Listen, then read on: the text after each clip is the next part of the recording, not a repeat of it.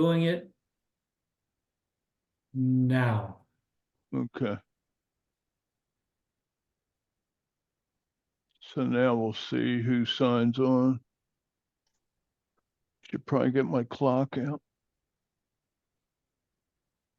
And can you see the slideshow? I can. Good. Yeah, it's not full screen, but I can see it. Yeah, I'm trying That to. could be me. No, it's not you.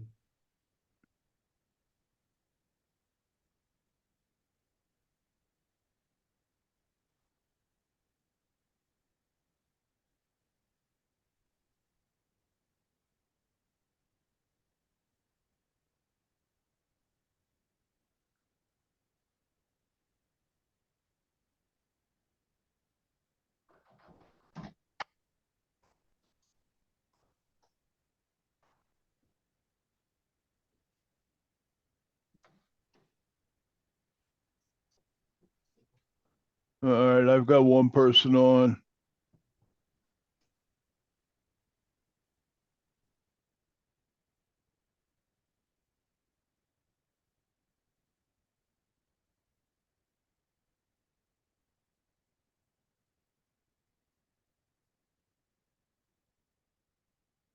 Okay, Regina is on, Regina Davis, and Sarah Saunders is on. Welcome to both.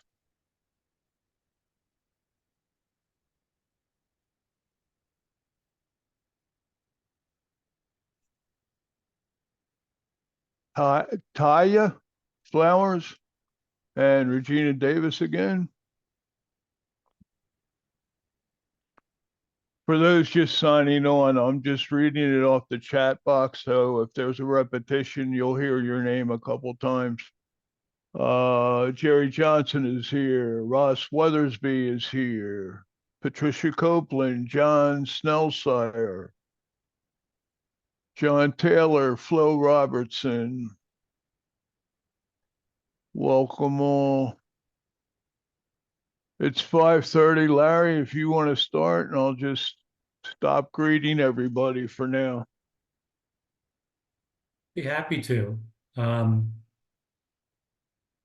I see that looks like we have at least 20 people along with the three of us, Okay. which is wonderful. Yeah. Yeah. It's always good to see new energy in the field. Leah just joined.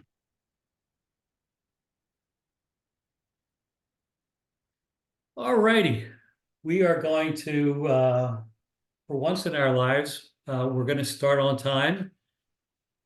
And good evening. My name is Larry Wright. I'm a SCORE mentor. Happy to be here with everybody who's decided to participate in the Simple Steps class this evening.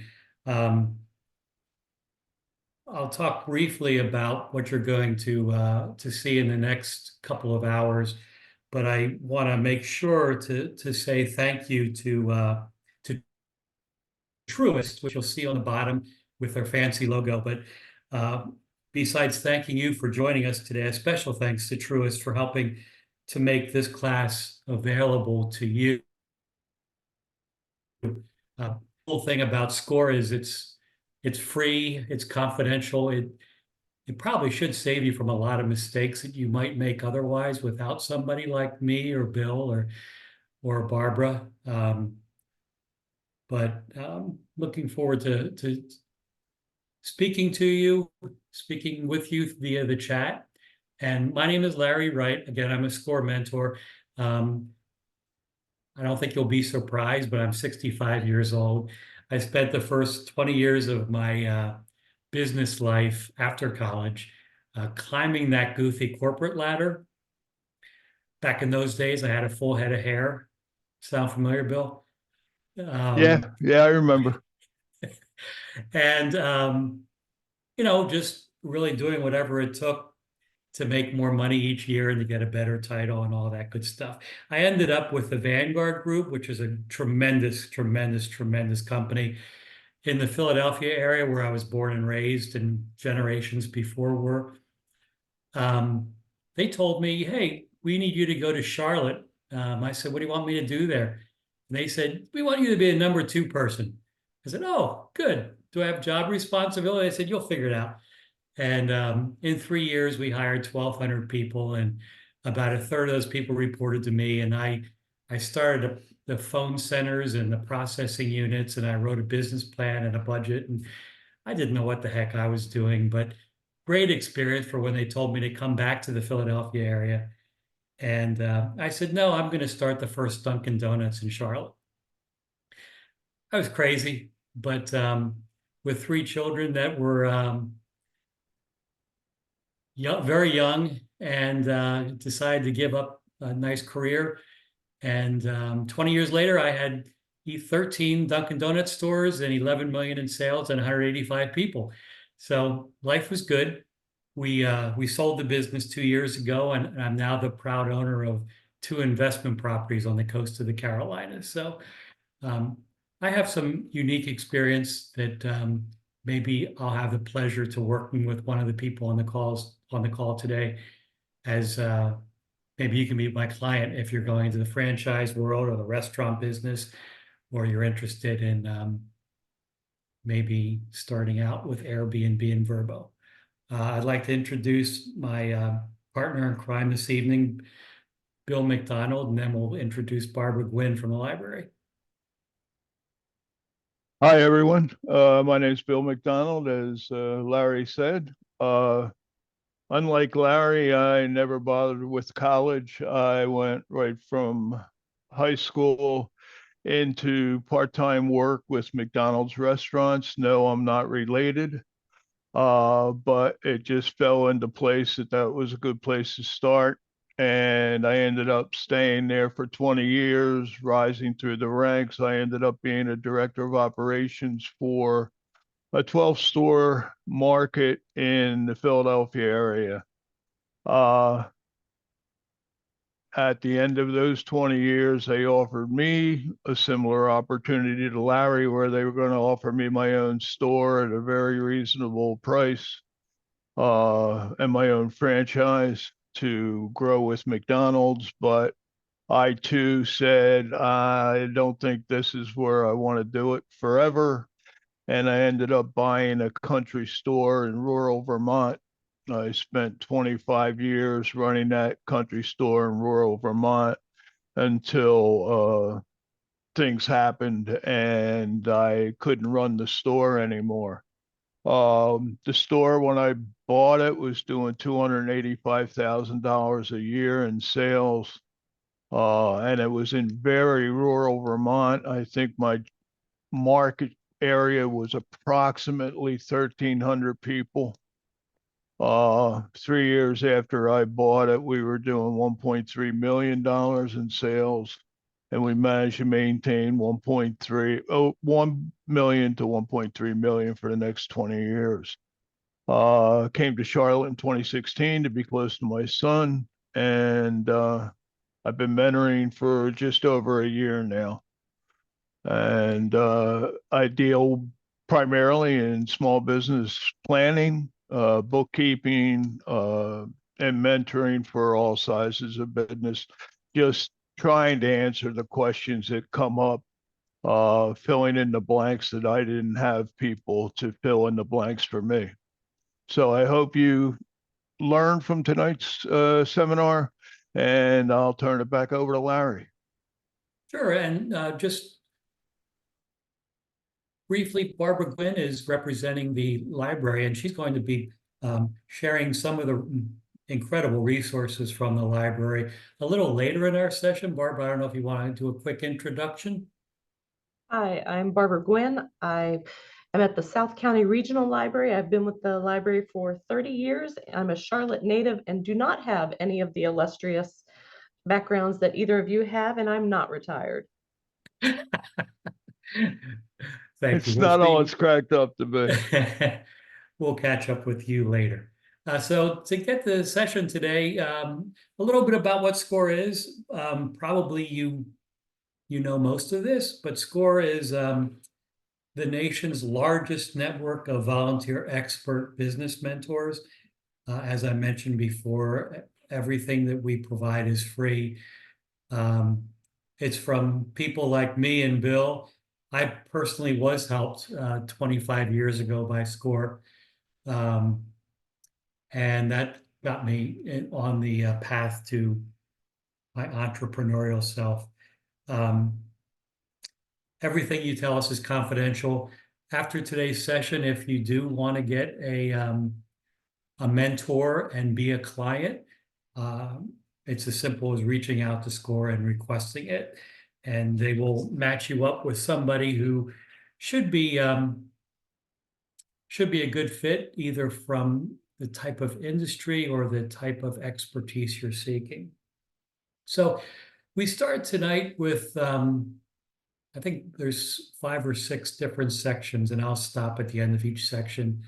And please use the chat function to ask questions as I go along so that we can answer them at the end of each section. But the first question tonight is, are you ready? And I'm sure with now 28 different people on this call, you're in all kinds of different places on the spectrum. Some of you might just have an idea. Some of you may have already started working. Some of you may actually be in business and are seeking some thoughts or ideas. So let's get into it with Are You Ready? And here's the agenda for today. I'll warn you early on that I rarely read from PowerPoint presentations, because I'm of the assumption that everybody on the call tonight can read, and what's the point of me just reading bullet points? But please use the chat for questions, for clarifications as we go along. So these are the things that you'll hopefully get a little bit of information about by the end of today's session. The benefits we see, well, we think it's time well spent. 2 hours is a modest investment for aspiring entrepreneurs. To me, what this session is intended to do is test the feasibility of your thought process and begin the critical next steps, so that at the end of the session, if not earlier, you can have one of 3 outcomes. The first would be, yeah, I'm raring to go. I'm good. Let's go. Let's get a mentor. Let's start a business plan. Let's move this thing into second gear. The second one is, whoa, whoa, whoa, whoa. This is a lot more to this than I was prepared. I think I still want to do it, but maybe I need to just chill a little bit. So I'm going to hold up, think a little bit more, and then get going. And the third, which I hope isn't the case, and we're not going to do it deliberately, but it's not a bad intention, is that this really isn't for me. I'm out. I don't want to be in business for myself. I'm fine. Let's not go on this journey together. So one of those 3 outcomes would be where I hope you would land. And with that, let me tell you a little bit about being a business owner. It's great.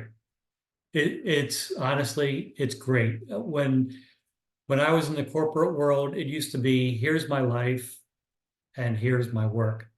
And there was such a distinction. Here's my life, here's my work. And you almost feel like you're masquerading in some ways. When I became a business owner, it became, here's my life. And work was all the way through that. Then I just had to find that balance, which was way too high early on. And then it became closer to an equilibrium. But with that said, entrepreneurship isn't the easy peasy street that maybe some people might think. So myth 1 is, as an entrepreneur, you don't have to work that hard. Well, I never worked so hard in my life. Particularly the first 3 to 5 years was pretty much literally 24/7, 364. We had Christmas Day off. So I don't think I've ever worked that hard at anything I had to put some very special people on. I had to put them a little bit on the sidelines so that eventually I could come back and make the my family side whole like it hadn't been during those years. But it's all good. Myth two, my product or service is unique, no competition. Well, that's crazy. You know, you might come up with a unique invention or something pretty much different, but even if you do, someone's going to rip you off. Someone's going to make it quicker, better, cheaper, add a twist. So there's always competition. There always will be competition. So you're just going to have to figure out how to stay a step ahead. Myth three, business owners can deduct everything. Um, Unfortunately, taxes are just a function of living in the US and I suppose most nations. So you will have to pay taxes. What if you're successful, you will have to pay taxes. The good news, that's kind of the good news because you have to be successful to pay taxes. You know, if you are not successful, then maybe you won't have to pay taxes, but that's not good. We want you to be successful. But the net income of a business does get taxed. It's just a matter of how much and how good your accountant is to minimize those taxes. Myth four, as a business owner, you won't have a boss. Well, technically, I suppose, if you're a franchisee like I was, yeah, you really do have a boss. It's the franchisor. They say they're not, but yeah, they really are. But even if you just start your own business from nothing, you know, are your clients your boss? Yeah. Are your customers your boss? Yeah. Is the local, the state, the federal government your boss? Yeah. Is the man above your boss? Always. You always have a boss. And if you don't if you don't approach it that way, you're probably not going to be long-term successful. You really are beholden to others to be successful. And myth five, business owners get to do whatever they want. Nah, no, you have to work hard, you have to work ethically. If you have employees, they're relying on you for their livelihood. So it's especially important for you to act appropriately. So why, let's talk about starting a business and the success or lack of success that could be. Well, here's a good statistic. It's kind of cheery. After the first 2 years of a new business, it's shown that 24% of new businesses with two or more employees are successful or not successful. 76%, 76% of those businesses are successful. Less than a quarter have failed. That's probably surprising. So that gives you, I think, a lot of hope for taking this journey. Here's the aha though. After 5 years of that same business, those odds become a coin flip, 50-50. And you might say, why is that? I think deep down inside, you probably know, but it's been shown that lack of planning might be one. Insufficiently capitalized. In other words, you don't have enough money. Or you might have mismanaged the cash flow you did have. Easy to do. It could be that your pricing is off. I think that, most businesses are successful the first 2 years because you are psyched. You've finally gotten rid of working for somebody else. You're the boss. You're working your butt off. Well, that can only happen for a short period of time before you get tired. And that's when the failures start to happen. So what can you do to prepare yourself for not just success in the first 2 years, but beyond the 5-year part? So we start with the business you're going into, are you educated in that field? Do you have experience in that field? If you do, the odds are better. It doesn't mean that that's going to assure that you're going to be successful, but it certainly is going to improve your odds. Do you have a strong work ethic? Yeah, yeah, yeah. Um, Anybody that thinks they're going to go into business for themselves and take it easy um, is only going to probably be marginally successful, if at all.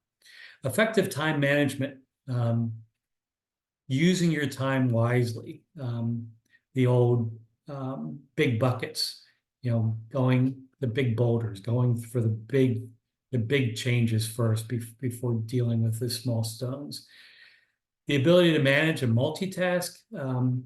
There's a lot of different hats you'll be wearing, and we'll go through that later.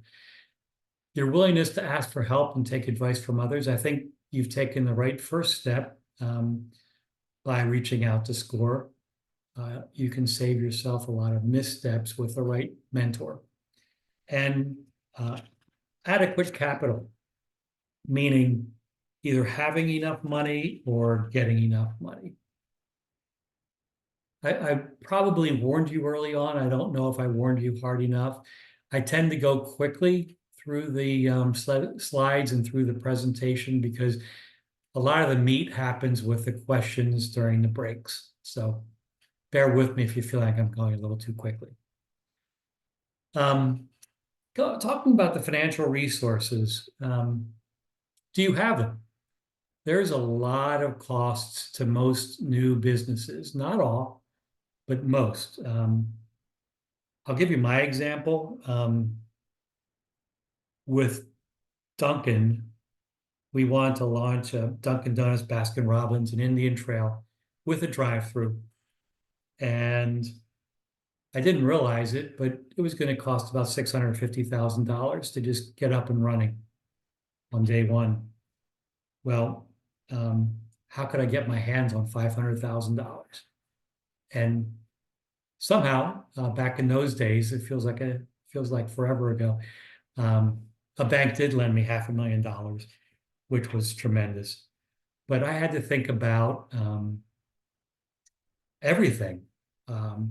The architect, the general contractor, all the equipment package, the leasehold improvements, the license, the permits, the accounting, the lawyer, the initial inventory, the franchise costs, the employees prior to turning the lights on for the first time.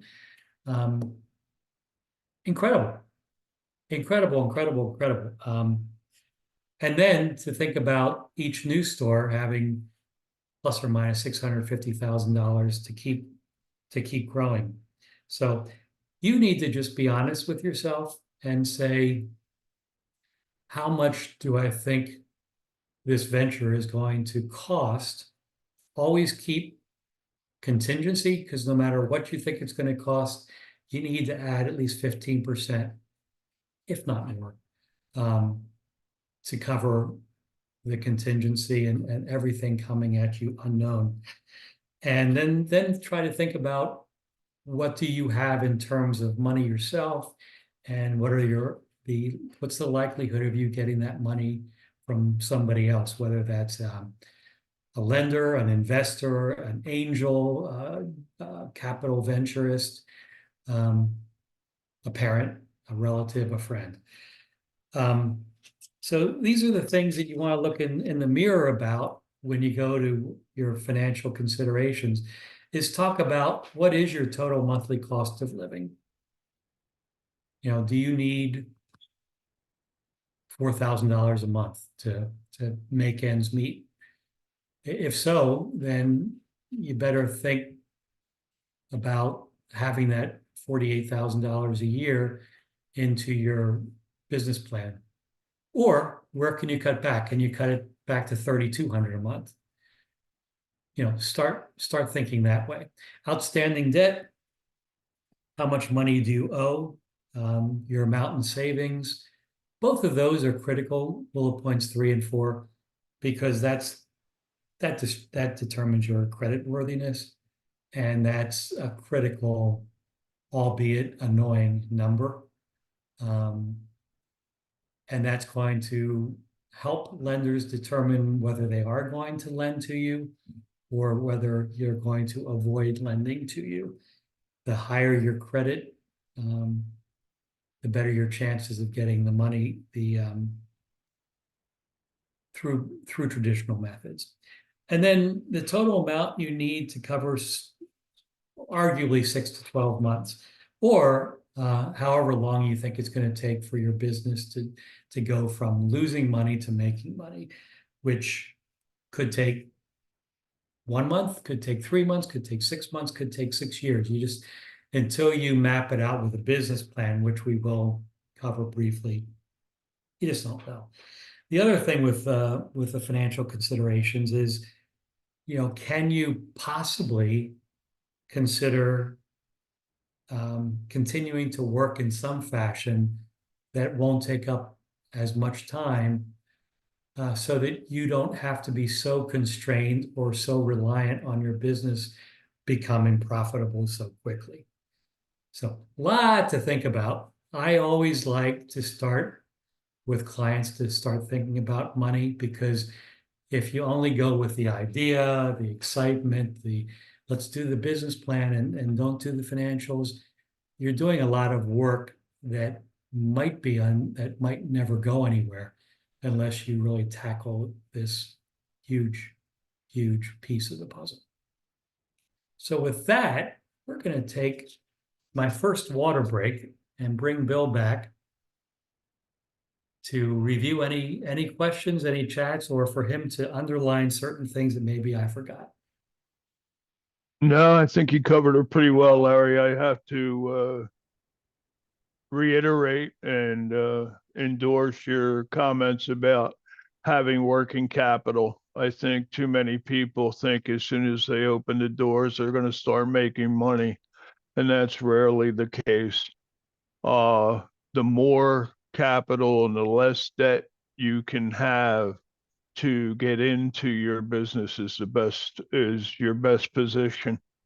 And obviously people tend to forget that while they are trying to make a profit, they still have to pay the bills, both for their personal life and for what's coming out of the business. So finances is critical. I think that small business plans are also important in that it'll help you realize, okay, I don't have the money right now, but I do have a solid business plan. So let me put the plan together.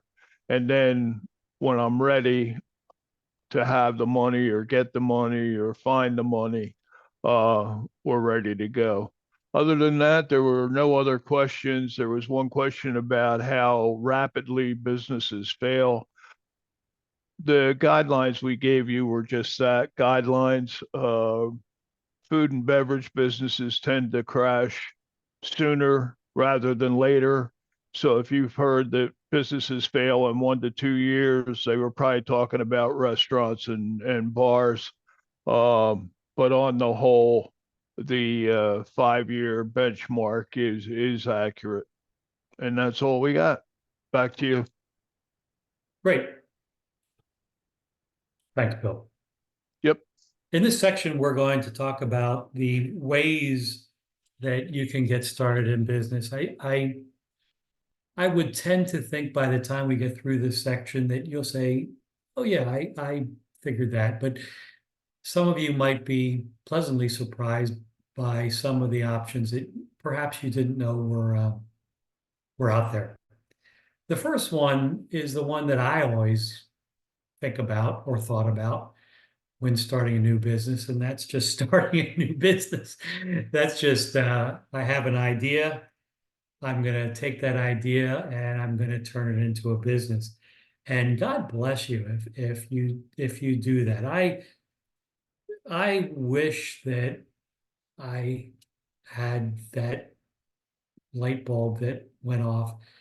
I just remember when I got relocated to Charlotte, and the first week I was in our new home in Charlotte, and I said to my wife, "Where's Dunkin' around here?"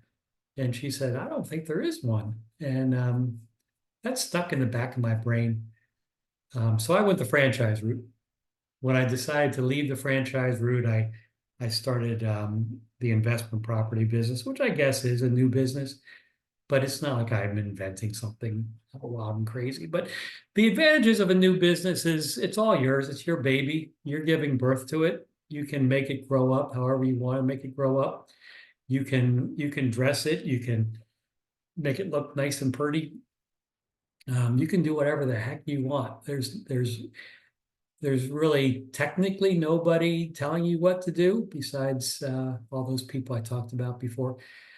But as Bill was just alluding to, you are taking a bigger risk because you're an unknown. People likely don't know about you or your business. You have to put a stake in the ground. You do have to figure out how to get you out there. I like to think that if you do good work at a reasonable price and are honest about it, that you will eventually have a successful business if there's a need for it, of course. Um, you're likely going to have a little bit more difficulty potentially getting financing. That will probably hinge more on your credit worthiness, as I discussed. Um, Let me give you an example. In this section, I'm going to give some examples. I have a client, or have a client, yeah. Um, I almost said had a client because I worked with her almost weekly for about a year. And she came up with this really unique bottled beverage business. Very bright young lady. And I thought to myself, cool. She figured it out. She's going to go. And next thing I know, she's going to be taking the bottled beverage business by storm. Well, the more I got into it, I realized she had to think about the formulation, the regulations, who is going to bottle this thing, who's going to distribute this thing, how is she going to get shelf space, how is she going to market? Um, you're competing against tiny little companies like Coca-Cola and Pepsi-Cola, and maybe long term you want to get on Shark Tank and have them buy you out. But the neat thing about this is we did overcome those hurdles. She has gotten out there on a fairly small scale, but this was only through me reaching out to various co-mentors throughout the process. For instance, I knew nothing about bottled beverages. In fact, I wasn't sure why she was assigned to me. But I reached out to a mentor who, God knows how, um, his specialty, was in bottled beverages. He is located in Phoenix, Arizona. And probably once a month for about 6 months, the three of us just talked, 3 hour time difference.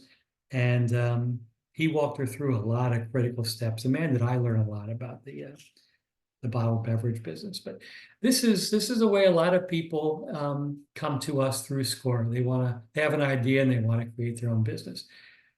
I would suggest that if you have a passion and you maybe want an easier route, that you could eventually turn into your baby, but it's really going to always be maybe a foster child.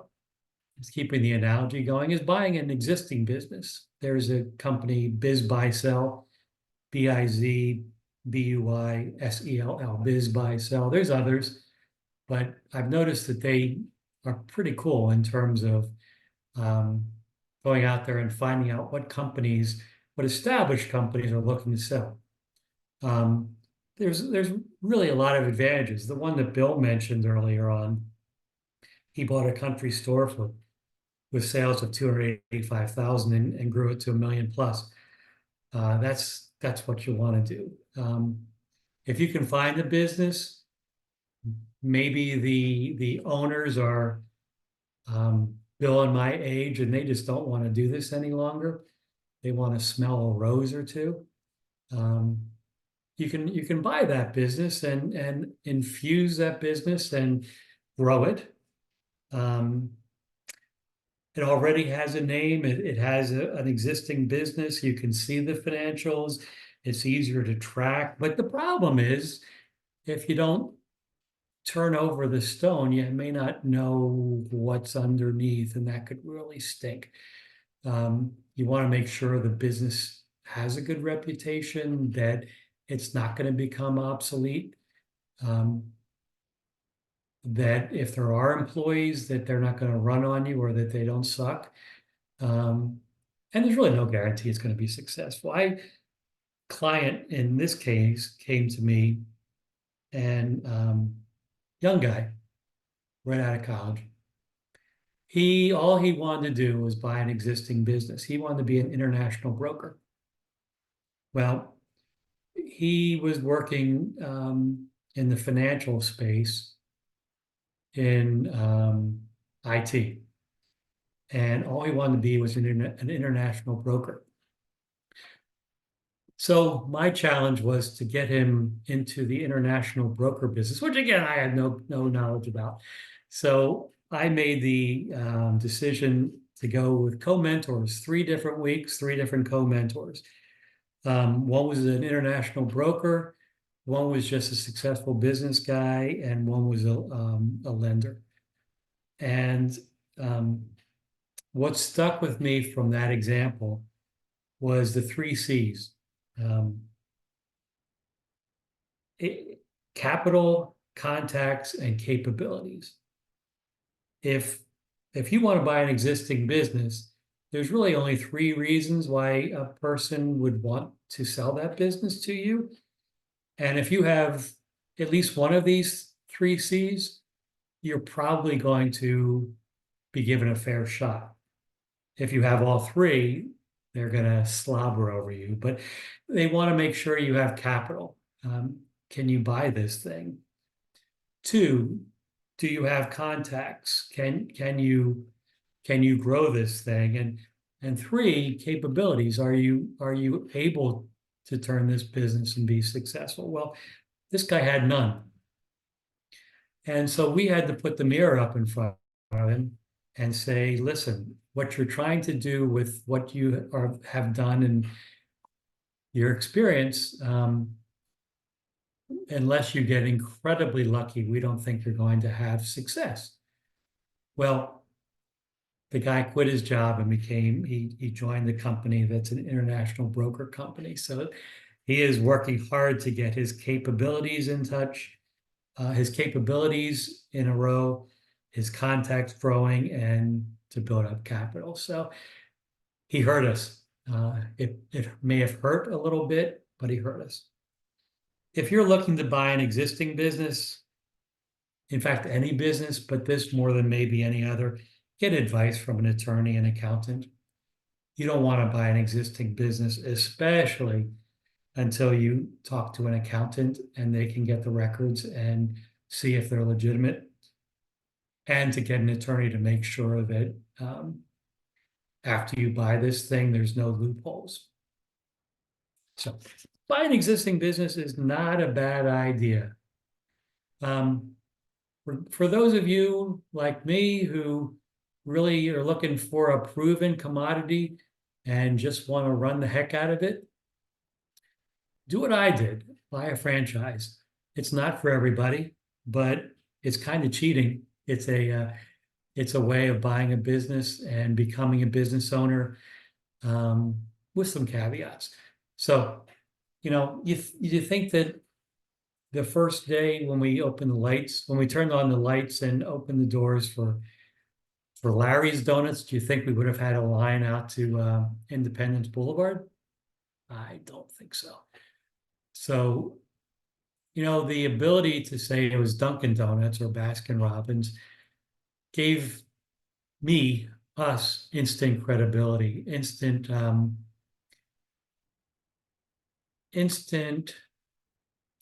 pent-up demand for our product. I was dealing with a company that has retail sites across, like Bill had mentioned, for McDonald's, across the globe. They've cracked the code. And so they had people in our shop that were teaching me how to do things, how to run a store, how to do this. And I finally got to the point where very rudely I just said, get out. It's my store, get out. And it was a tough few months, but they got out. They were there to help me. They were also there to bother the crap out of me. So it's not all good. It's not all bad. But there are other franchisees, especially in the Charlotte market, that you can lean on. So there's kind of a fraternity or sorority. The big disadvantage is you are technically the boss, but in reality, the franchisor is the boss. They can fire you. They can strip you of your franchise rights with legitimate reasons. And they did. We got 3 of our best stores because they stripped the existing franchisee and sold it to us. Every time we had a sale, every time we sold $1 worth of stuff, 5.9 cents went to the franchise, or because they could, because they owned the rights. We only bought a 20-year term. After 20 years, they could say, see ya. And a big thing too is, what happens if you buy a franchise and all of a sudden that franchise itself has problems? It becomes a real issue. I'm speaking from the restaurant specific one. If for instance, like Jack in the Box years and years ago, actually had a foodborne illness that just happened to kill people. Well, if you are a person that owns that franchise during those rough periods, the equity value of your business just plummeted like a bad stock market. So good way to get in the business. It's not all roses, but it's not all thorns either. It's a pretty neat balance. There's a way to get it into business by doing a home-based or a remote business. It's the easiest, the lowest cost entry. You could do a remote business by something as simple as cutting hair or doing taxes from your home, from a home office. It's an interesting way. It's convenient, that's for sure. You wake up and you're already at work. You don't have to worry about getting a brick and mortar. You can work whenever the heck you want, or you can work all the time. You can save some money by declaring a portion of your workspace.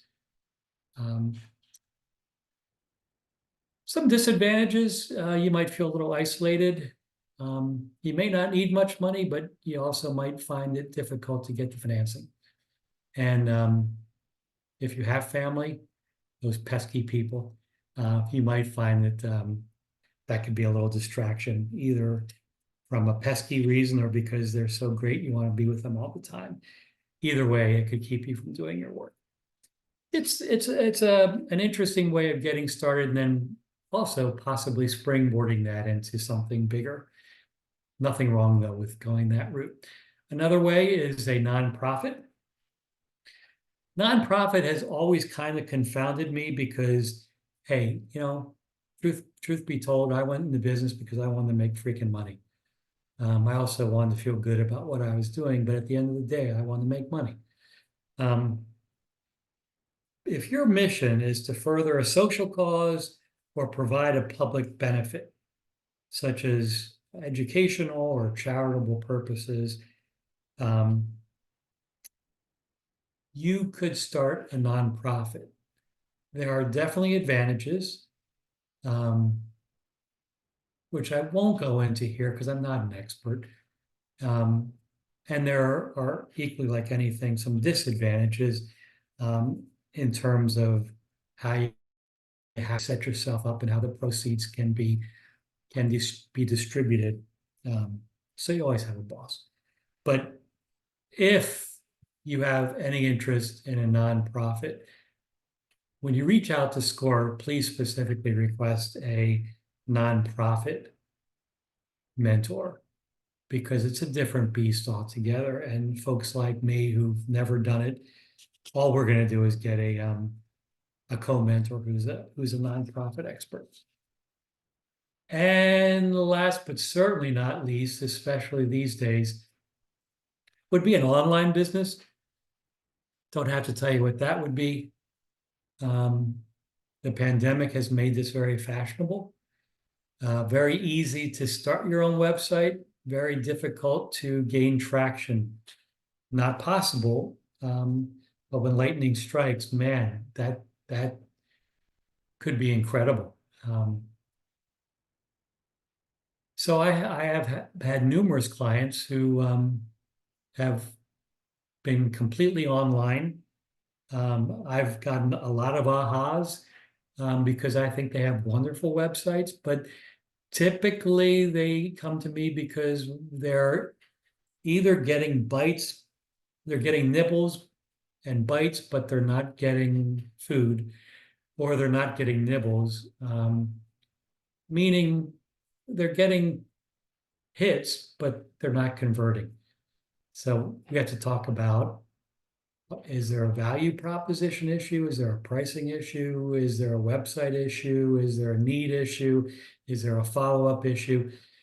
So it's pretty cool that people these days can have an idea, can put it on the website, on a website, can basically tomorrow be open for business and see where it takes them. But don't diminish how difficult it is to convert a good idea to a website, and more difficult to sales, legitimate sales. With that, it's time for me to stop talking nonstop and turn it to Bill for questions or clarifications. Just some emphasis on types of businesses. All of them were covered well. Some people look at a nonprofit and say, why would you go into business for a nonprofit? And as Larry said, you're going to have a special interest or a special purpose. But how do you make money? You pay yourself a salary. That salary has some federal regulations involved with it, but you can make a reasonable living depending on what your mission is. Starting your own business, the biggest problem there that I found was, is there loyalty to the people you bought the business from, or did the people who had the business before you bought it sour the image to the community? Did you have to overcome their image and get people to come in so that they knew you? Franchising, it depends on the franchise. Dunkin's one of the best. McDonald's is one of the best. And as Larry said, corporate was there longer than he needed them. But corporate was with me. I opened a store in the Philadelphia market in early 70s. And I had the chief executive officer of McDonald's climbing under my grill at noon to try and figure out why I wasn't getting enough gas pressure into my system. That kind of response and that kind of support is invaluable, because if I would have been a single store operator, or if I was in business for myself, we would have been closed on opening day, and we would have had lines that we couldn't satisfy, and just had a horrendous experience for everyone. So franchise is a reasonable way to go, especially if you don't have any real business experience. Like I said, I spent 20 years with McDonald's coming out of high school, and that was the best. That was the best business education I could have had. I just got a question come up now regarding where do you go to create an LLC? That'll come a little bit later on in the program, but the simple answer is go to your Secretary of State's office or your local state commerce department, and they'll be able to hook you up with an LLC. It's a relatively easy process, but again, we'll get into that a little bit later. With that, I go back to Larry. Hey, Bill, real quick, thank you, by the way, again. There is a question also from John, just came before. It's a nice question. You'll find, John, that guys like us don't have all the answers, but your question is what % of online businesses fail is the same as brick and mortar? I don't know. I don't know if Bill knows. That would be a question that I suppose Barbara from the library could possibly show you how to determine that. Yeah. I think the jury's still out, frankly. There hasn't been that long of a track record with online businesses, but we went through that bubble back in the day where for everyone that succeeded, 4 failed or something like that. There are very high expectations set by people like Amazon, Walmart, and your local grocery chains, Kroger. Very high expectations, and customers are quick to cut away if they don't think they're getting the service they need. Again, Barbara may have a better answer later in the program, or if she wants to jump in now. One thing that before we get to the next section, which we will, is I think it's really critical that as you consider going into business, Bill and I were talking before we started today's presentation. To me, there was no option of failure. I refused to have failure be an option for the business, even when we had the economic turndown. I think it was 2006, 2007, and I had to take out all my money from my IRA. I think what the goal would be for anyone on this call, aspiring entrepreneur, is what can you do before starting your business so that every single potential opportunity for success has been turned on. And if you go in with a strong business plan that makes sense, that shows cash flow, and then it truly comes down to you executing and relying on prayer, that you will make it, and you'll be as successful as you want to be. So the components of owning a business, I love this section because it really lays out something that in hindsight, I wish I had known ahead of time. You will wear all of these hats if you start a business that is, unless you buy an existing business, for instance, but you're going to wear all these hats. You will be the CEO, you'll be the big boss. You will also be your own administrative assistant. You will be in director of accounting, HR, marketing, sales, blah, blah. You see the list. I still think it was funny. I had to, for the first 3 stores, I was the guy who did all the technology installs and repairs. So the key here is to know that all these things have to happen.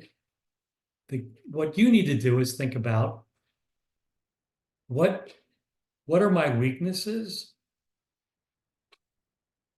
What do I love doing? if you love doing it and it's critical for the business, then do it. If you hate doing it or you're bad at it, get somebody else. It's that simple. And then this will also kind of help you fashion how you'll be staffed, whether formally or informally later on, down the road. And just a little bit, we'll talk about your BAIL team, BAIL. We'll get to that.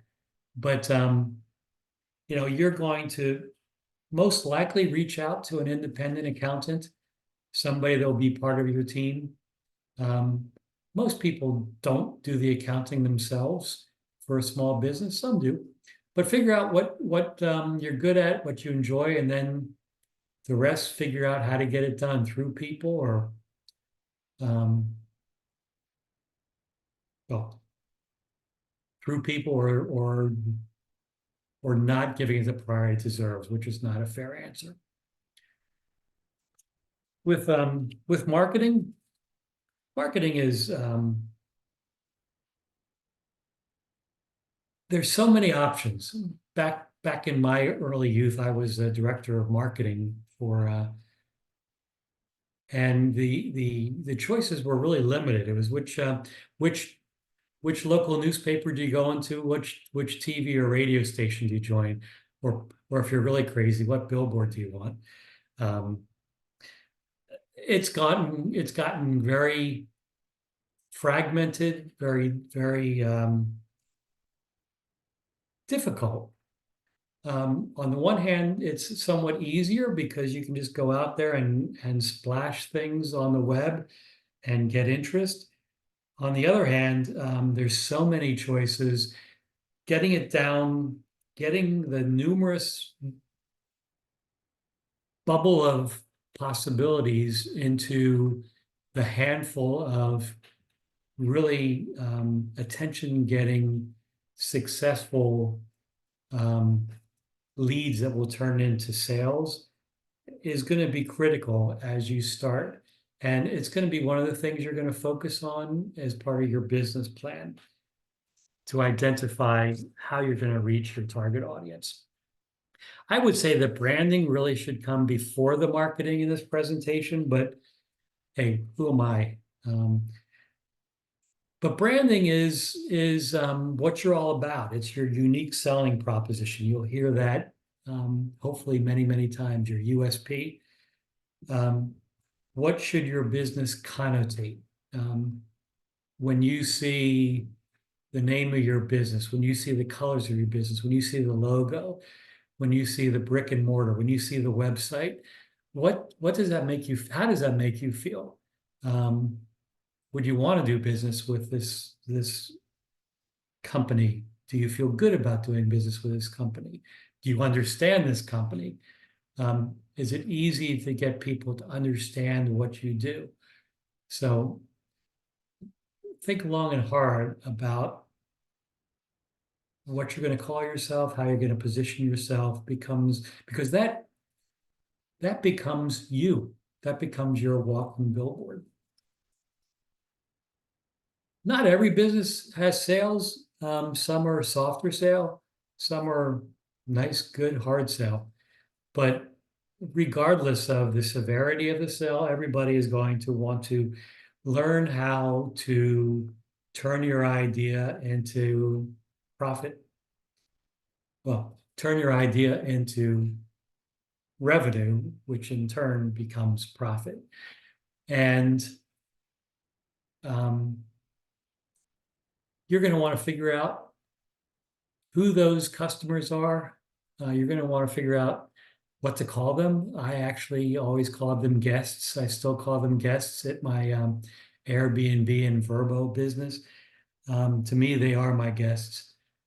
But don't be shy. This is your business. If you're shy with your business, then I'm not sure who is going to be a better salesperson. There might come a time if you're in the sales business where you need to partner up or you need to hire the best salesperson to pull that weight, and you focus on some other area of the business that suits you better. but you're going to want to have that elevator speech. You're going to want to be able to talk to people about your business and be proud. And that's going to help you make your business successful profitably. So, you need to look in the mirror and think, do you have these skills? Are you weak in any area, or do you just not enjoy some of the areas? If the answer is, I don't enjoy it, I'm not good at it, I don't like it, have someone else do it. Maybe it's a friend, maybe it's a relative, maybe it's somebody that owes you a favor, and you can do something that you like and they can do that, and you can, neither one of you charges each other. Before I started my big business, I really thought it was important to get a handle on the financial side, because I keep on going back to, if I can't make money in this business, why am I giving my life to it? So I found a Central Piedmont Community College, CPCC. I took a QuickBooks course and taught myself QuickBooks in about 8 to 10 weeks, I guess, eight, whatever. To the point where I did the QuickBooks until we had 3 stores, and I could tell you every single penny where it was going to, and that was tremendous. It gave me such a feeling of empowerment.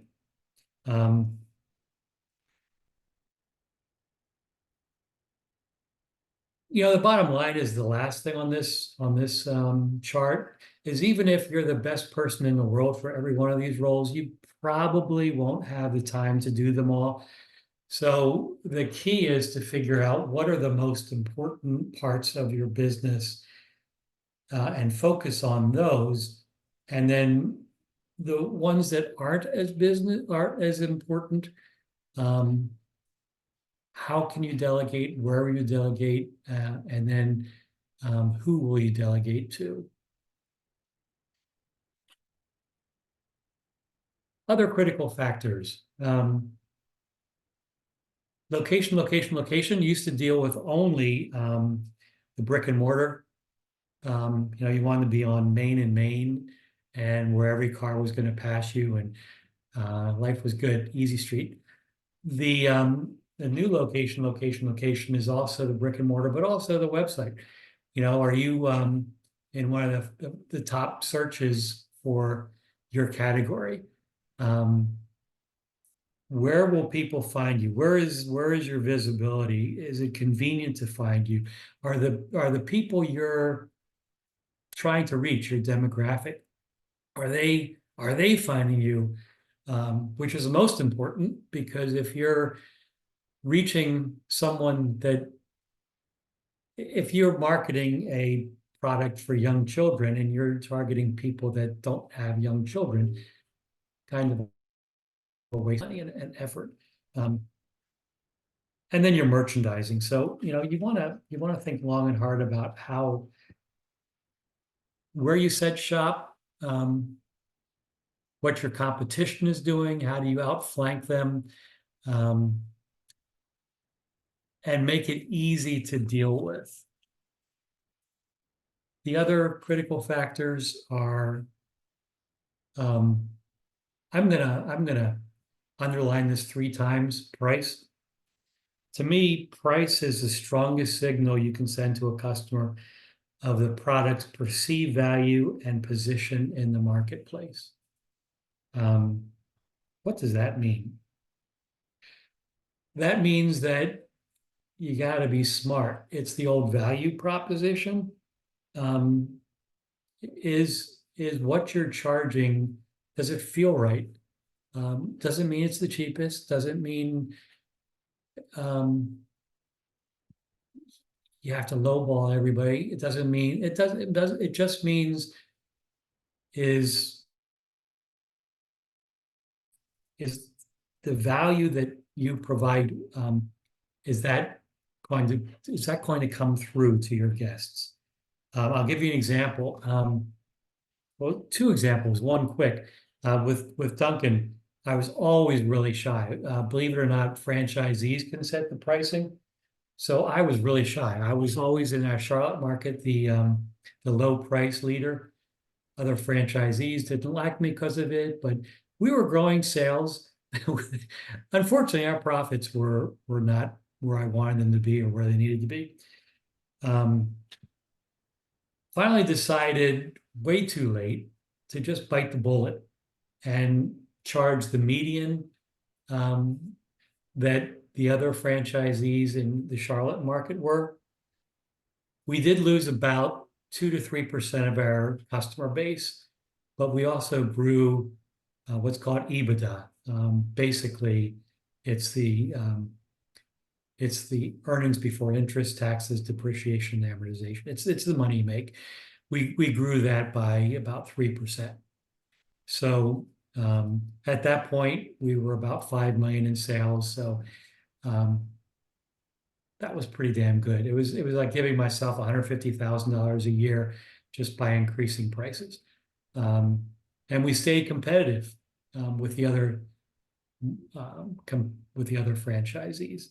So that's one thing. The second one is when I went into the investment business, I realized the first home we bought um, didn't really look that great. There were some opportunities.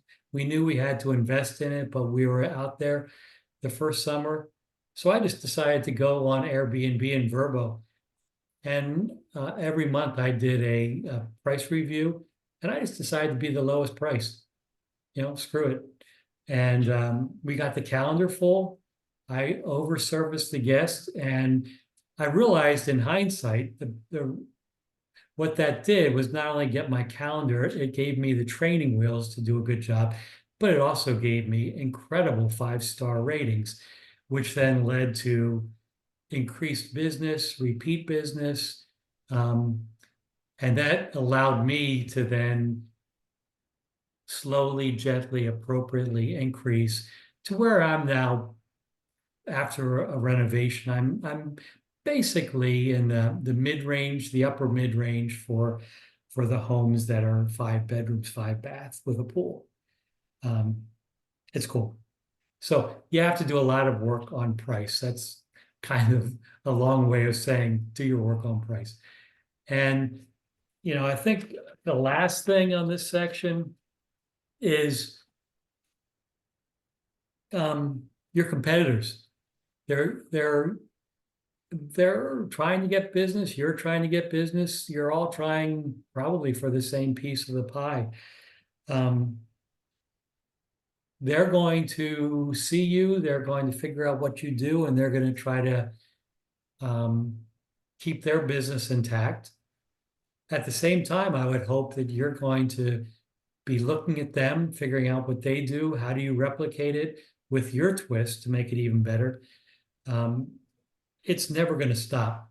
It's never going to stop. Don't be afraid to, if you use that word steal, you're going to feel bad. But if you say replicate, it's an honor. It's the old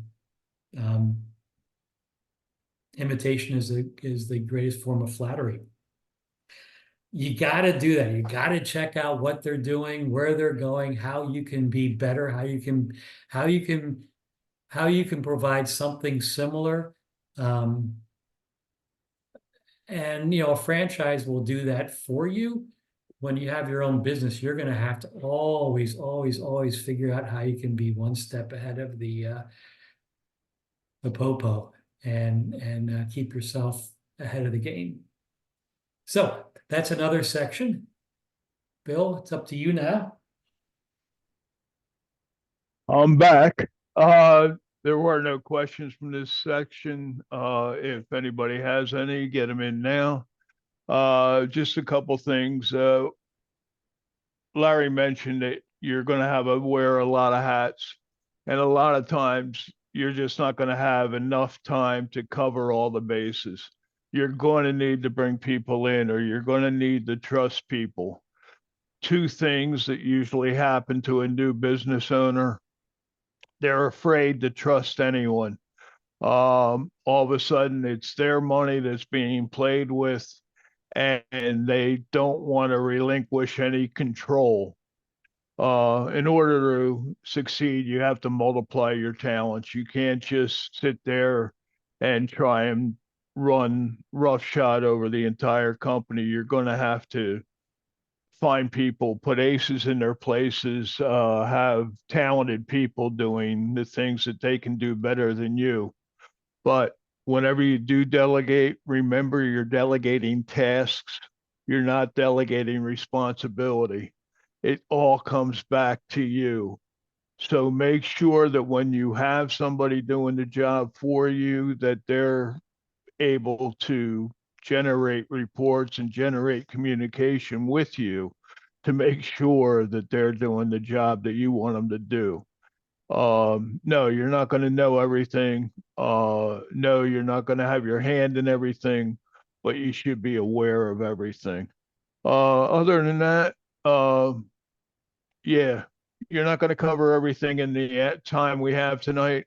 This is why we strongly urge you that if you do go into business for yourself, that you sign on and get a mentor that we can guide you through this process, because it does get detailed and it does get confusing, and we're here to help. If I Thanks, may. Bill. I'm sorry, Barbara, please.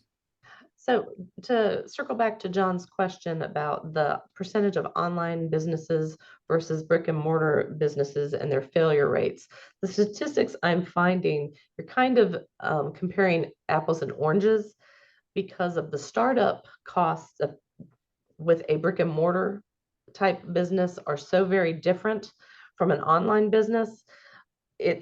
You're not finding the same kinds of statistics. They're just not compared in quite the same way. I'm not finding the same kinds of ways to compare them.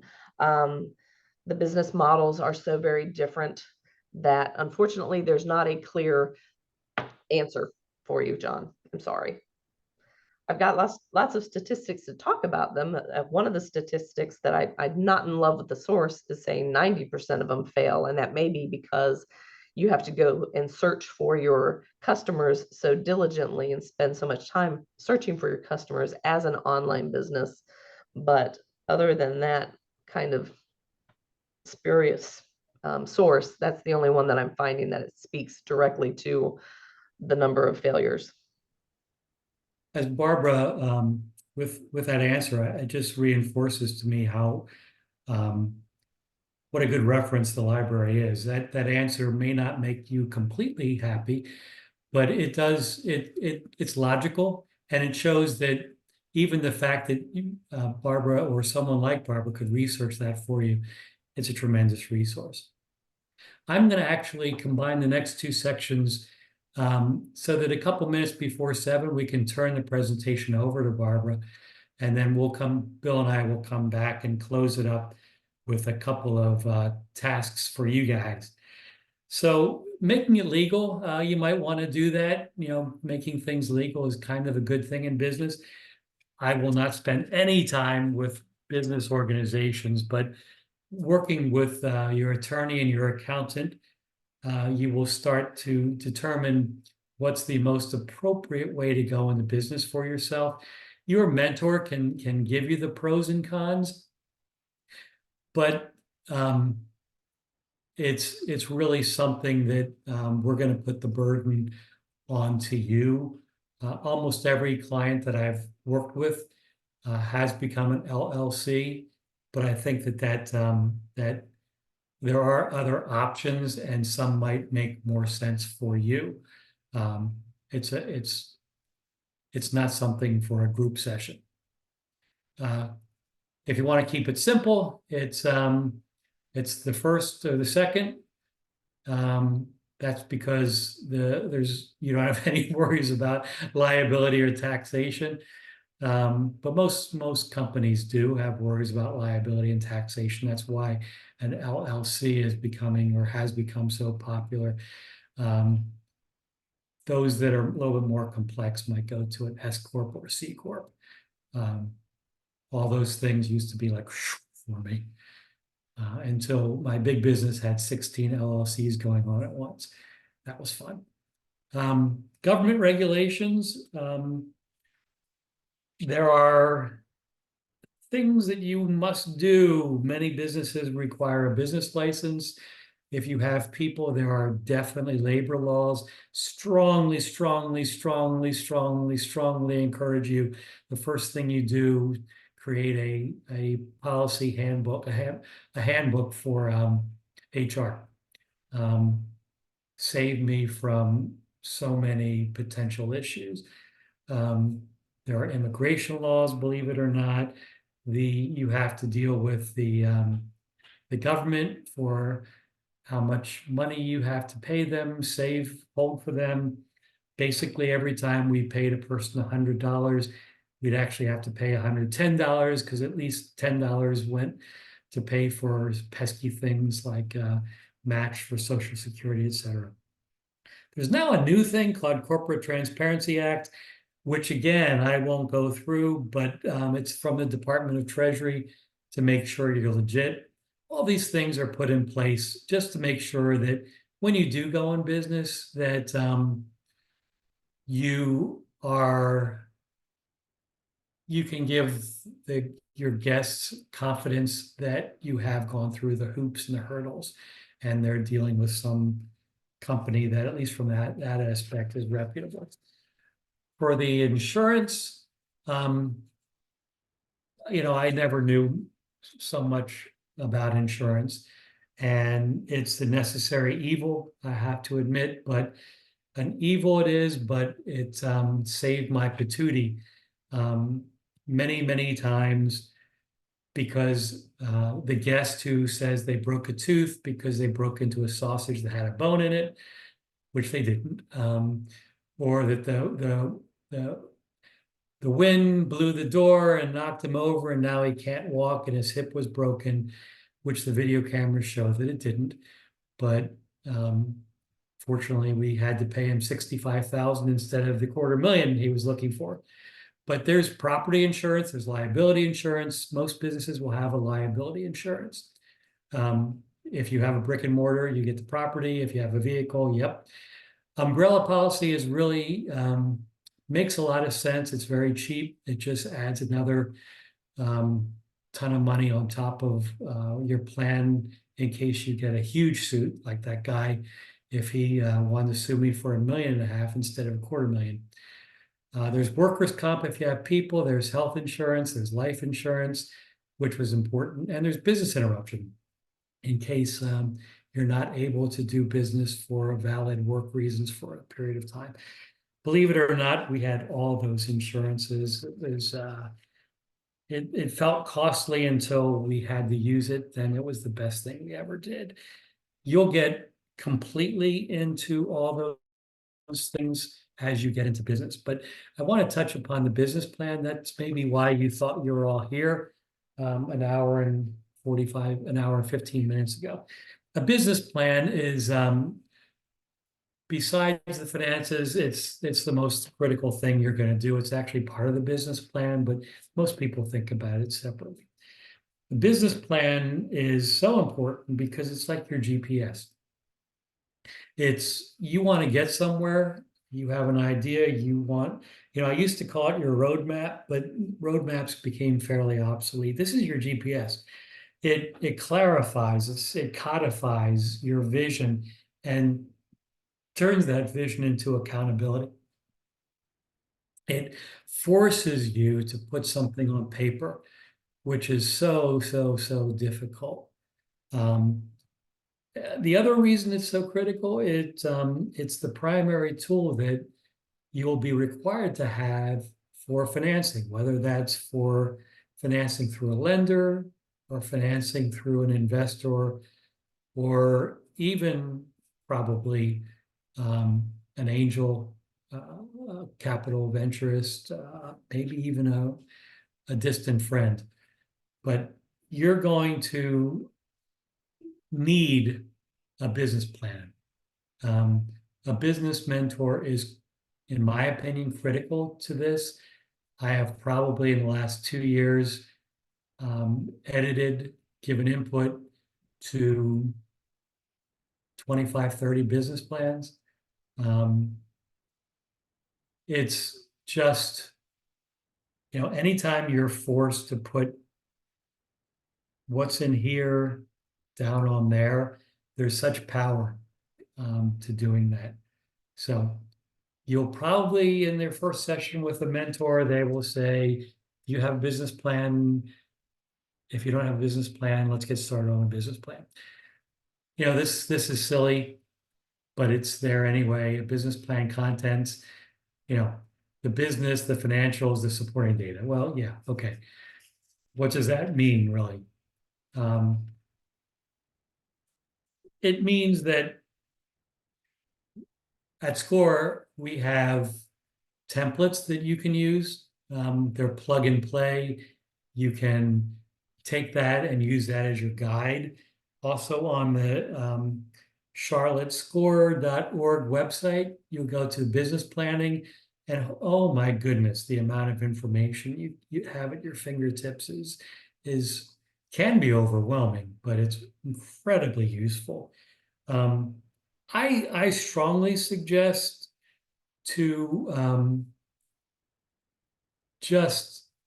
you've been thinking about this for a long time. Once you have your mentor, just put it on paper, get it out there. Don't worry about being an editor. Either be your own editor in a couple of weeks afterwards, or give it to your mentor and say, "Hell, can you look at this?" But at the end of the day, you're going to want to keep it tight. A person looking at this kind of gets it, unless it's the most unique thing ever.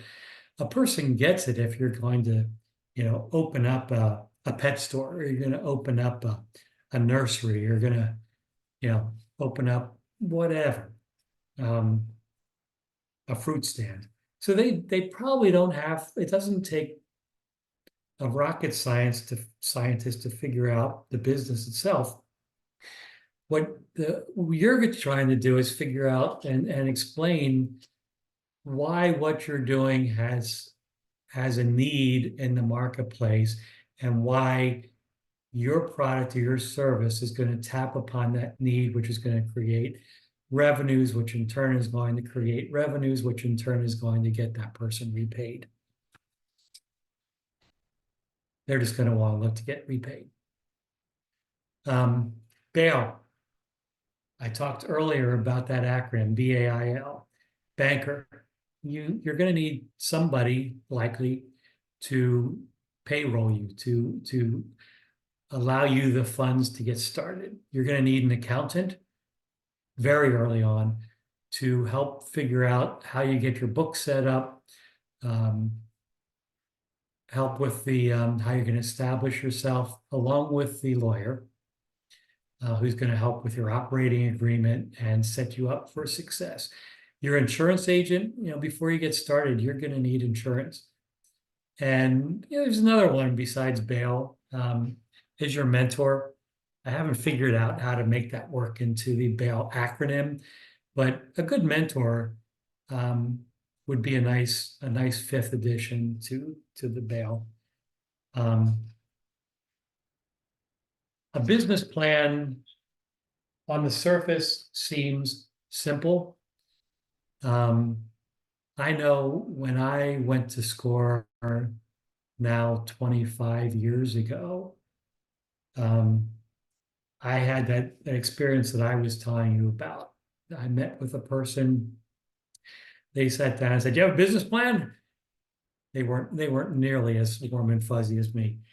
And I said, "No, I'm just going to open up a Dunkin' business."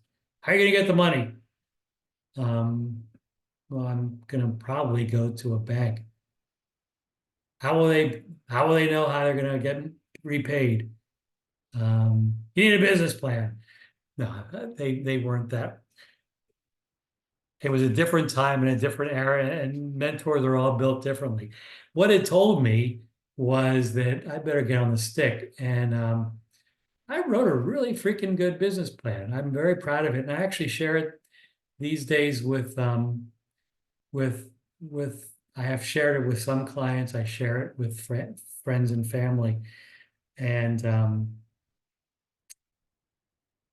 it's really neat in hindsight to think about um, now helping people like you who are ready to embark. I just want you to realize that if your mentor says you need a business plan and you need to think about finances, we're doing you a great service.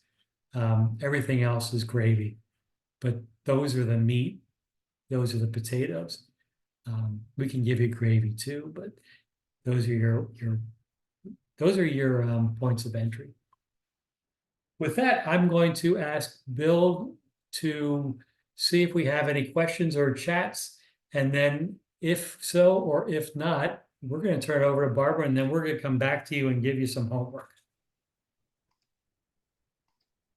Yeah, I'm not going to take up any time at this point to review anything. We'll come back to it after Barbara's presentation.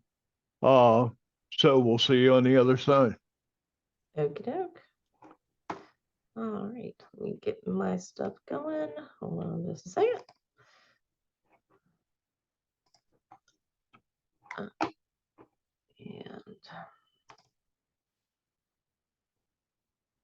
let me.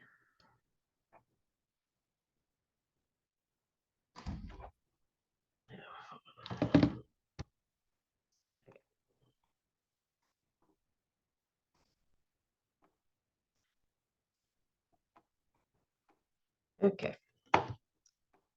I gotcha. I got my screen.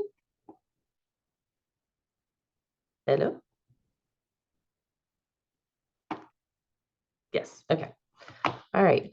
So today we are going to talk about why you should have a library card if you are in business.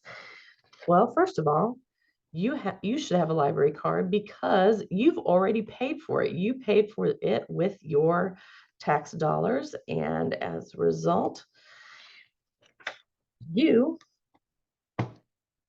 should have one. Actually, let me get this out of here. All right. So the library has resources that you can use to fill the gaps in your business plan. We were just talking about business plans. And when we are today, we're going to use the example of a pet store. So if you were going to have a pet store, what would you do? What are the kinds of things that you would want to gather to have all of your pieces in place for your business plan if you were going to open up a pet store? So what do you need? Well, first of all, how many people have pets? So in Mecklenburg County, about 70%, well, actually in the US, about 70% of households have a pet. Now, one of the databases that the library and all of the libraries, when I say library, I know people are tuning in throughout the entire state, not just in Mecklenburg County. This is a database. ABI Inform is a database that you can get to with your library card from any library in the state of North Carolina. It is a database that is purchased through North Carolina General Assembly funds. And so if you have a library card, you can get to this. And this is called ABI Inform Collection, and it has market surveys. So for this particular one, we're looking up pet care services, and it will give you information on sales and marketing. It'll give you information on human resources and industry growth. One of the things that I want to show you is the trends and opportunities and challenges and issues that you might need to have for your SWOT, your strengths, weaknesses, opportunities, that kind of information. As you are going through your business plan preparation, I want you to keep in mind two different numbers. Down here in the lower corner, there's a NAICS code, and NAICS, N-A-I-C-S, stands for North American Industrial Classification number. It is a number that is assigned to a type of company. So for example, a restaurant in general might be 1, 2, 3, 4. There's also a SIC code, and that's a standard industrial classification number. And that number might be 4567. So it's kind of like a Chevy and a Ford. They're two different things that two different companies that do the same thing, but they're two different companies in essence. They're not, the same number is not going to be used by each one.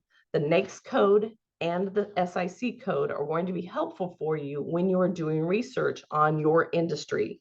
And a company can have multiple SIC code or NAICS codes. For example, Walmart has a bakery, that's an SIC code. It has a tire center, that's an SIC code. It has a grocery store, that's an SIC code. It has, I don't know, it sells clothing, that's an SIC code. So if you were to look up Walmart, you know, your neighborhood Walmart, it could have 50 different SIC codes or NAICS codes assigned to it. So figure out what your SIC code or NAICS code is for whatever your type of business is. And that will come in handy as you are doing your research. Now, SIC code is an older version of a number. It was something that was used prior to, I'd say it was last updated in 1987. The NAICS, NAICS code is a newer kind of number. It is a little newer, but both are used. It's okay. Know your number for each, figure out whatever your industry is and know your number for each as you are doing your research. Those numbers, you know, write them on a piece on the corner of a piece of paper somewhere, because that will come in handy as you are doing your research, as you are putting together your business plan. They will come up later on. But ABIN form is the database that I'm showing you for right now, and it is available to you with a library card at any library in North Carolina. The next one we're going to go to, oopsie, went too fast, is Data Axle Reference Solutions.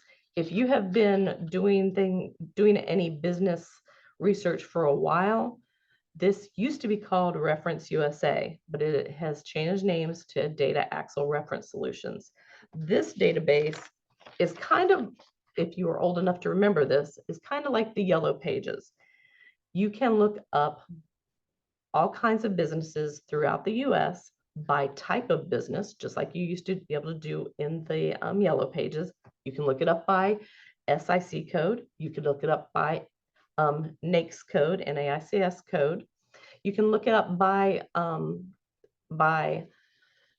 the street name. So you can find out every company that's on a particular street. You can look up every kind of company in a particular zip code. You can look. It is extremely versatile in the type of information that you can cull from it. And you can also put it into a spreadsheet to use for later. So this can be used to find your companies. So these, if you're trying to find your competitors, if you're trying, if in our situation, we're trying to do a pet store, where are all the pet stores in Mecklenburg County? So we have 269 businesses in Mecklenburg County that are already selling pet supplies.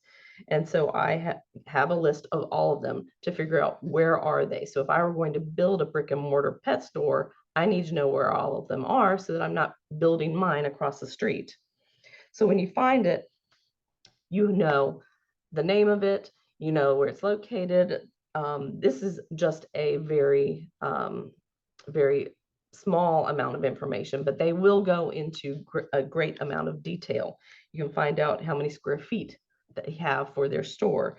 You can additionally click on it and find out they'll have a business profile listed that you can lift, or what was it he said, replicate information from to put in your own elevator speech and help explain the scope of your own business. And if there are jobs available, it will take you into Indeed so that you can get experience if you don't have experience in that field. Or you can, again, replicate those job listings that they have to put for your own job when you are ready to open your own business. And again, this one is available to anyone in North Carolina with a library card. Another thing you can do is you can map it. You can map where all of the locations are of all of those different companies. Now, it will help you to, as I said before, it'll help you decide where it is that you want to put your location so that you can locate your company where it is most appropriate to distribute your products. Next, we're going to go to a database called Simply Analytics. Now, Simply Analytics is one that Charlotte-Mecklenburg Library subscribes to, and some of the other libraries in North Carolina do subscribe to this one as well. For example, UNC and Duke and Greensboro Public and High Point Public also subscribe to this one.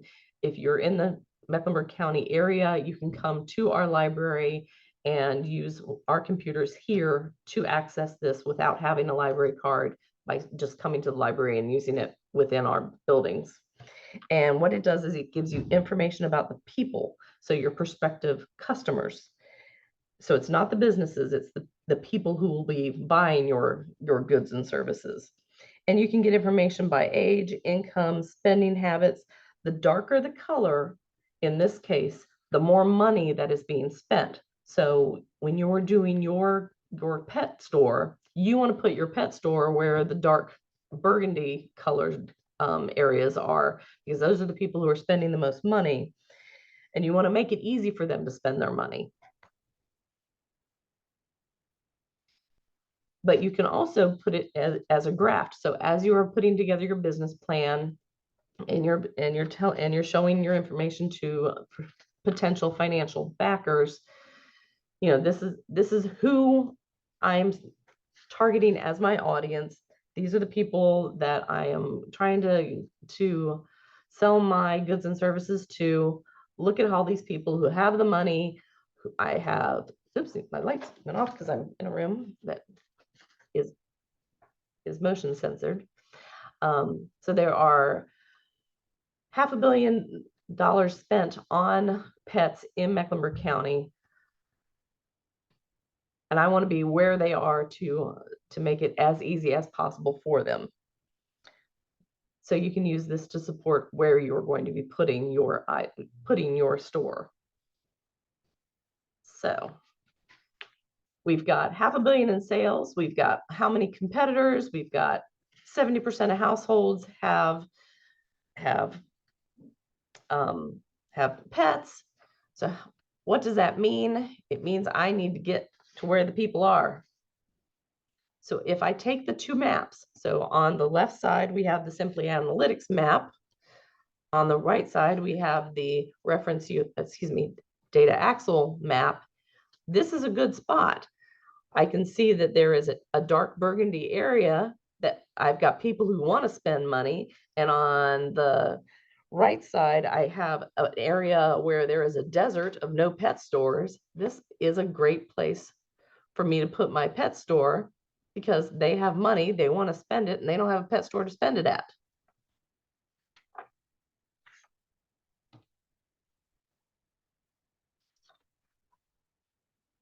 So you can go into more detail about the people that are spending the money. This can give you information about how you want to do your marketing. So if we still get to use TikTok, depending on governmental intervention, if you're seeing that people who are younger are the people who are going to be spending the money, you're going to be using social media in certain ways. Older people are going to be theoretically, they say on Facebook. So you might want to be targeting Facebook for the older generation. For the younger people, it might be TikTok or whatever else is more appropriate for that age group. So this tells you your age groups to give you an idea of when you identify a likely area, you can break it down. So once you have figured out who you're selling to, what are you going to say to them? The database master file premier, and this one again is available to everyone in the state of North Carolina with a library card, is a database that has magazine and journal articles available to you. If you were in high school and you wrote a paper for school, this is the kind of database that you would have used to get your research. And so you can pull quotes out of this in order to back up why your whatever is the most wonderful whatever that they could possibly have. So you can put that in your posts, in your TikTok videos, in your Instagram reels, in your whatever. And you can also put it in your business plan. Why is it that your whatever is the most wonderful whatever that can be had? And additionally, you want to keep up with what is important in your personal area. Here in the Charlotte area, we've got the Charlotte Business Journal. But of course, if you're in the Triangle area, you've got the Triangle Business Journal.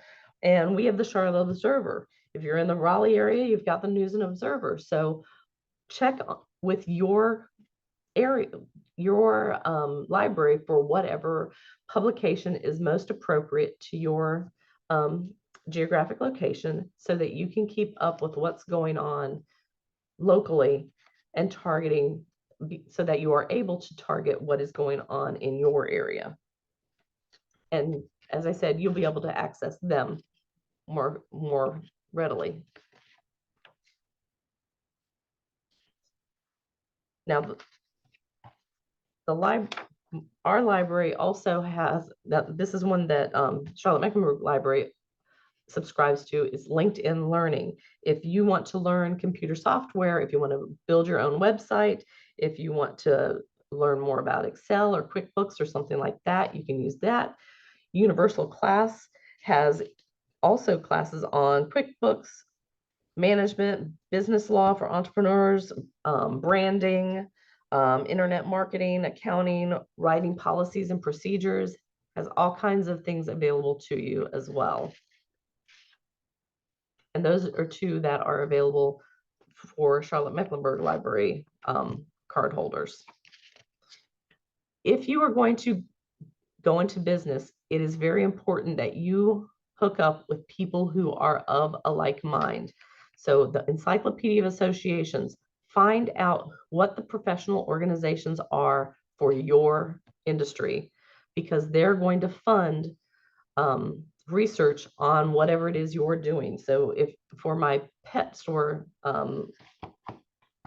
organization, I would be a member of the American Pet Products Association, because they'd be doing they would be doing research in that area, and I would have that available to me, and the statistics I would need available to me so that I can grow my company, grow in the right areas, make sure that I am using my money wisely and growing in the areas that are most appropriate. And then here at our library system, you can book one-on-one Zoom business research type online, what's the word I'm looking for? You can book one-on-one research interviews. So if you have a question, you can book an hour time slot or a half an hour time slot with a librarian online and say, hey, I'm working on this thing, I can't find whatever, and we will help you. You don't have to have a library card necessarily. You just book a time with us and we will work with you with whatever it is you are trying to work on. Just go to the library's website and sign up for it. If you want to get a library card, you can go to whatever area you live in North Carolina, go to your local library, get a library card. If you want to get a library card for Charlotte-Mecklenburg Library and you don't live in Mecklenburg County, you can get one for $45 a year, which is approximately what we pay in property taxes towards our library system. But we would love to help you get started, and we'd love to help you use any of our resources. Barbara, thank you very, very much. As I stated before, there's so much at the library that I don't know if people know it's a secret or not. The folks on this call now know now that it's not a secret. So thanks for sharing. Can you all, I'm hoping you can all see my screen again. We're gonna wrap up today's presentation and assure you to get out of here by 7:30, if not earlier, based on the number of chats or questions. But just, I said that we're gonna give you some homework. It's not really all that much homework, but there's a thing called the Small Business Readiness Assessment, self-assessment. In the very beginning, I said you should leave this session with one of three outcomes. One is, I'm more than ready, let's go. Two is, hold up, I want to go, but not right now. And three is, get me off, get me out of here. This Larry, 1 second. I'm sorry to interrupt, but your screen is not being shared right now. We don't see your PowerPoint. Well, that's not good. I mean, we like seeing your face, but it's not nearly as informative as the panels. Oh, I'm at full screen here. And there is a question while you're working on that. Good. Yes, you will get a copy of this presentation. It's been recorded, and you'll also get the cards from the PowerPoint presentation. This will all be made available to you in the next few days via email, the email you use to sign up.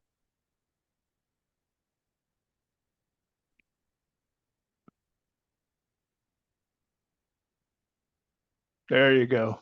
You're on. Thank you, thank you, thank you, thank you. So I will show you that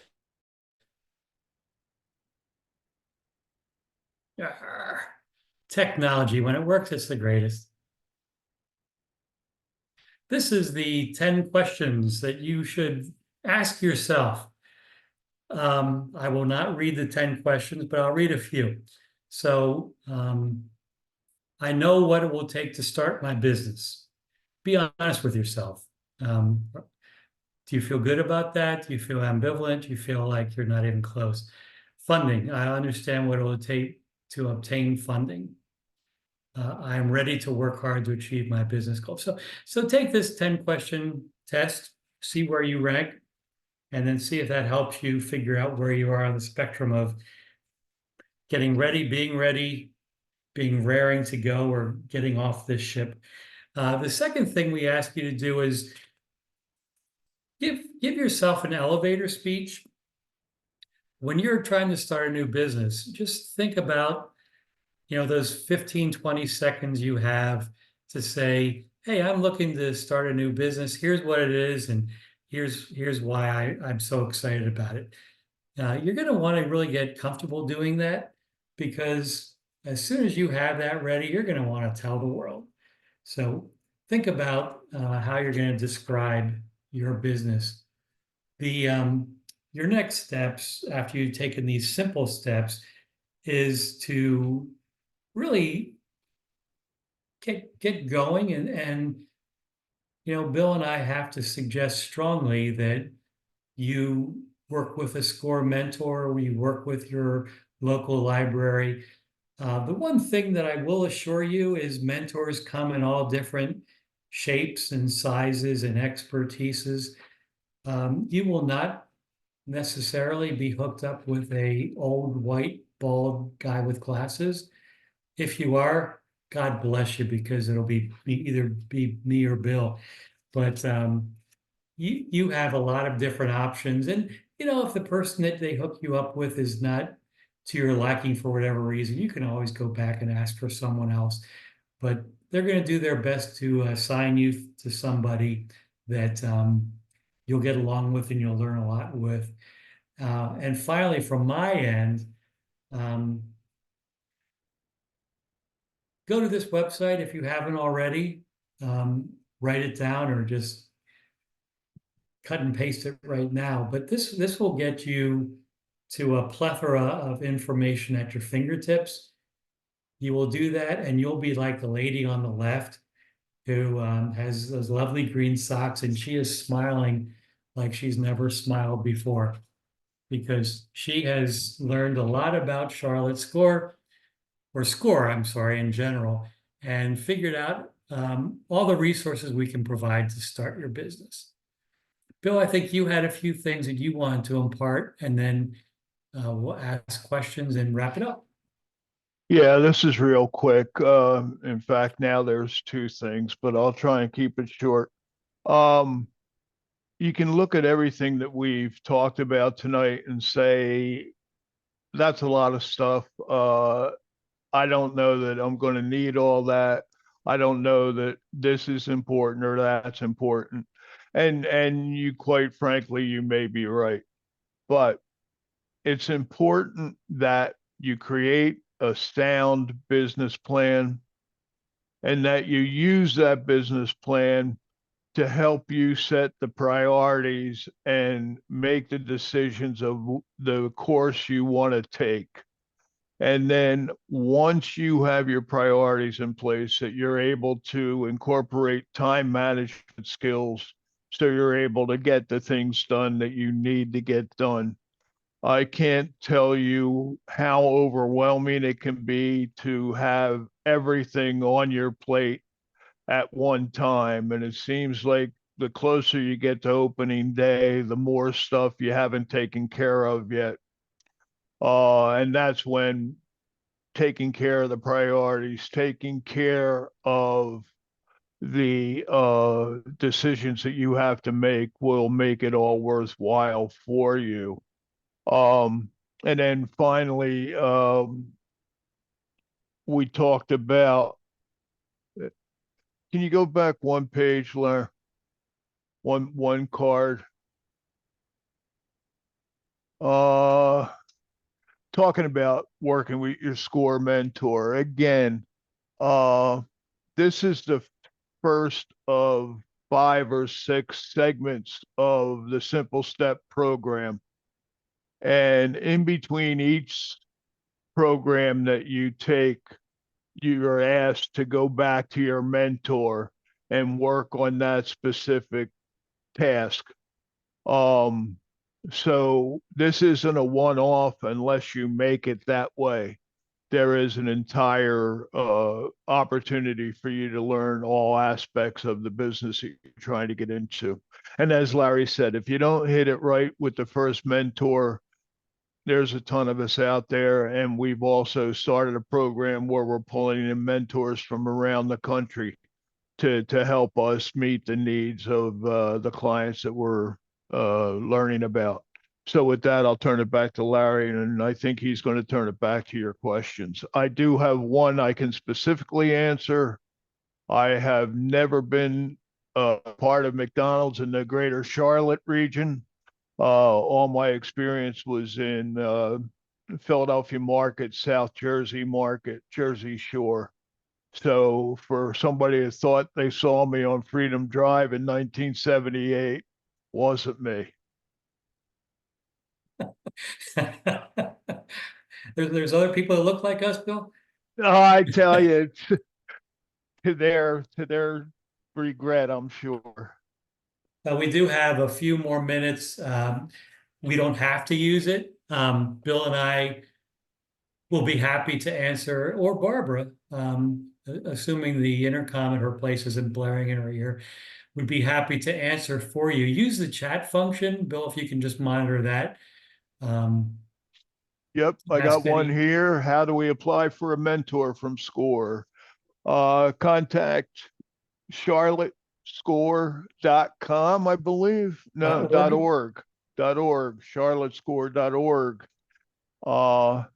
And there'll be links to us at every email you get from us. Just put in the request, and there is someone who reviews your request and assigns you a mentor. And that's how that works. There's a question about, do we ever meet in person? It's a great question. Um, the pandemic was wonderful for many things. It was also pretty miserable for many things.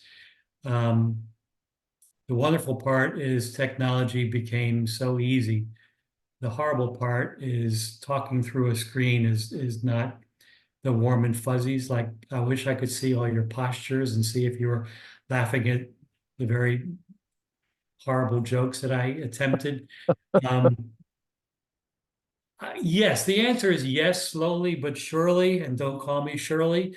The mentors at Zoom at Score, excuse me, are attempting to meet in person.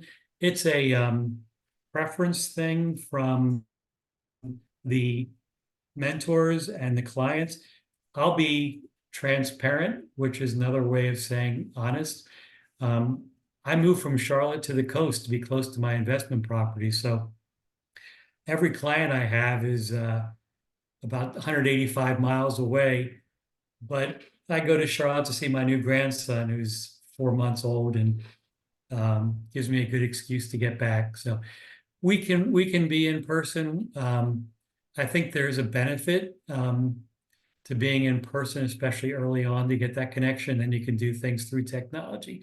So there are multiple ways of dealing. I would say Zoom has become the de facto, but it doesn't have to be the only facto. I only have one client at this time that I'm seeing. No, sorry. I've got two clients at this time that I'm currently seeing in person. And it's mostly a hybrid between video and in person. It depends on what the problem is and what the best solution is. But yes, I'm willing to travel, and I think a lot of us are willing to go back out into the wild and deal with people one on one. I see more chats. If I put them up, then people can see them. So let me do that. Yeah. Can we request specific mentors? I think so. Uh, and you can also request not to have either me or Larry. But yeah, I think it is possible, and then it's just a matter of what their schedule looks like. Because we do get frequent requests, and we can only handle so many clients at any given time. Uh, Mary Mary, Smith, I'm go sorry. ahead. I'm sorry. No, Mary Smith, my specific business is a vacation home rental. Congratulations. It took me 62 years before I got started. So I'm assuming you probably beat me to the punch. It brings out a lot of different wonderful um, things to think about and worry about. But the bottom line is to have um, a property you can feel proud about, and to treat your guests like royalty. The rest is just details. Uh, Mandy, the old saying is you got to spend money to make money. There are very few businesses, if any, that you can start with no money up front. Uh, I thought I had one actually. No cost startup. Uh, the issue becomes licensing, insurance, permits, uh, and all the other startup costs that are involved. Um, Larry, you maybe know one, but I can't think of one that is a no cost startup. Um, yeah, I don't want to minimize the question. I recently got a client who has something as close as possible to low to low no as close as possible to no cost, but there are costs. I would say there's no such thing as no cost unless you are a combination accountant, attorney, insurance agent um, who wants to sell air to people that are gullible. Um, the sad fact about business, which is just a fact, is that um, it it requires you to invest money to make money. And that's really not to minimize the question. There are low cost opportunities. There's a franchise that this lady's working on where they will actually get you started on the franchise and give you a 0% interest. So it's going to cost her, but it's going to come out of the proceeds, and it may or may not work. But certainly, as Barbara alluded to, there's cheaper ways of getting into business and there's more expensive ways. So I would just So, focus. Mandy, you went back to low cost. Again, put a request into SCORE and get started with a mentor. And I also think that your best place to start to answer that question would be to contact your local library and use the resources that are available there. That's where you're going to find out what businesses are out there that have opportunities for you. Leah, forgive me, resources from the SCORE website, what to focus on. Every individual is different, every business is different. I don't think it'd be fair to give you something to focus on, except focus on what it is you want to do and focus on what you bring to the marketplace that differentiates you from somebody else, or what you're going to replicate, what you're going to do as well as or better than uh, what's already out there. But yeah, know what you want to do and focus on that. Focus on your strengths. Yeah, and Mandy, thank you for that response. I know that I was trivializing your question perhaps, and I didn't mean to, but it's a good question. There are certainly ways of getting into business that are less expensive. These sessions are done fairly regularly. The slides are the same. The person presenting it will give their twist to it. But once you've been to one simple step, I think that you should go on to more complex steps. Um, Yeah. Repeating this would probably not provide any benefit. I do. I created a little mantra a long time ago, and since it's 7:30, I'll conclude the session with this, which is kind of my approach to life and business is dream big, plan smart, work hard, be ethical, and pray daily. And with that in mind, good luck with your journey. Everyone that's been on the call, thank you so much and wish you nothing but the best. And hope you have your business one day and it gives you all the joy and satisfaction it gave me. We look forward to working with you and SCORE and wish you well as you continue this adventure. Thank you. Thank you all.